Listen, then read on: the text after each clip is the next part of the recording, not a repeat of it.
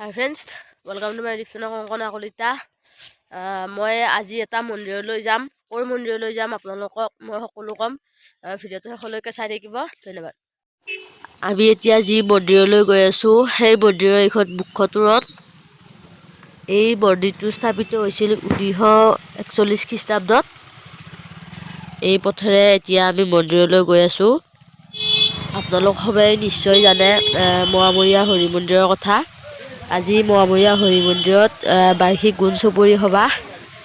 তাত প্ৰতি বছৰে ফুটা জ্বলোৱা হয় আৰু আমিও প্ৰতি বছৰে ইয়াত ফুটা জ্বলাই আহিছোঁ আৰু এইবাৰো ফুটা জ্বলাম বুলি আহিছোঁ আৰু অলপ দেৰিকে ফুটা জ্বলাম। আৰু এইটোৱেই মোৱামৰীয়া হৰি মন্দিৰটো আৰু ইয়াৰ ভিতৰৰ দৃশ্য।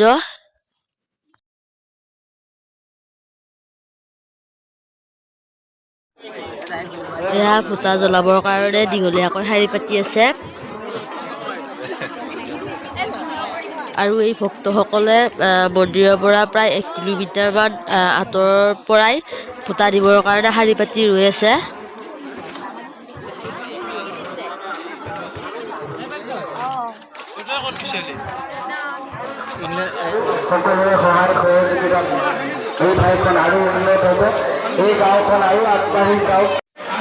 আৰু এয়া মন্দিৰত সোমাই ভগৱানৰ ওচৰত সেৱা ললোঁ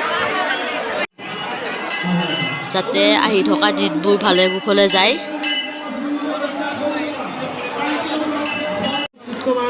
এয়া ফুটা জ্বলাবৰ কাৰণে ৰছীদ কাটি ললোঁ আৰু অলপ দেৰিকে ফুটা জ্বলাম। এয়া ফুটা জ্বলাবৰ কাৰণে ফুটা প্ৰস্তুত কৰি আছে। এয়া মুখ্য ফুটা প্ৰজ্বলন কৰিছে মন্দিৰ পৰিচালনা সমিতিৰ সভাপতি মহোদয়ে।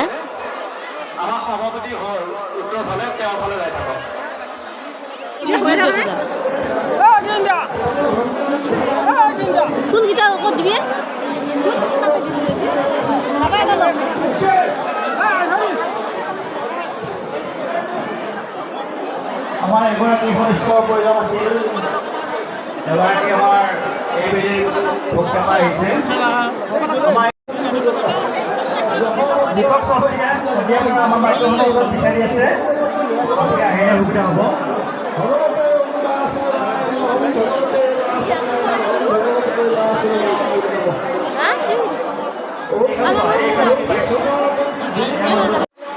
ইয়াত প্ৰায় 4,000 মান ভক্তই ফুটা প্ৰদান কৰিছে।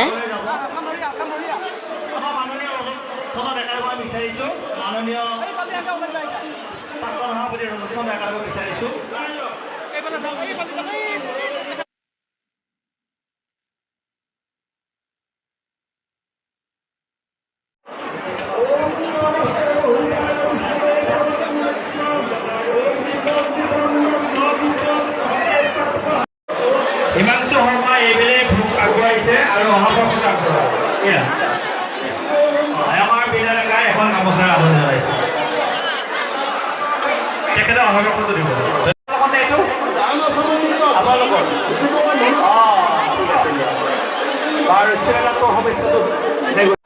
আৰু ইয়াতে ভোগ খোৱাৰ ব্যৱস্থা কৰিছে আৰু এতিয়া আমি ভোগ খাব যাওঁ।